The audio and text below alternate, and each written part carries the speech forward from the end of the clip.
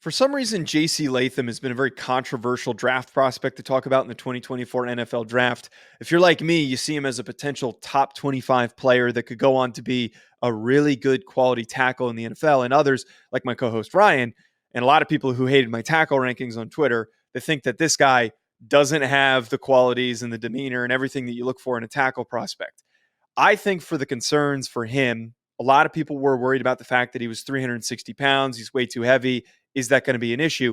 He slimmed down to 340 for the NFL Combine. So that eliminates those concerns for me. And I think that maybe you could slim down a little bit further.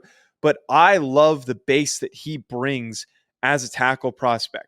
It's overly cliche and it's been coined by Mike Mayock bubble butt. I know that is a ridiculous thing to bring up when talking about a prospect, but his wide base shows up so often that when he gets his feet underneath him and he moves and he mirrors as well as he can, he is immovable. He just takes on so much power and almost absorbs it whenever a power rusher comes at him. And then he's so wide that it helps him completely lock down when he grasps his hands on the interior of a speed rusher to completely close them down.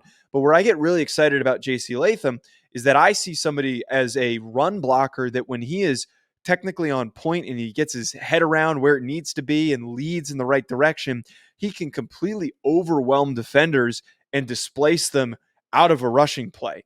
Now, he needs to work on his consistency in terms of that technique and bringing it on a snap to snap basis and not sometimes taking plays off. But when he's really there and on point and aggressive the way that he can be, he is a commanding blocker very, very often in games. So I think that JC Latham, if he pans out and we can get his body a little bit more at a comfortable weight, can go on to become one of the better tackles in the NFL and be a consistent starting left or right tackle for a long time for whatever team ends up picking him. Leave a comment below. Let me know what you think. Hit that like button as well, and make sure you're subscribed.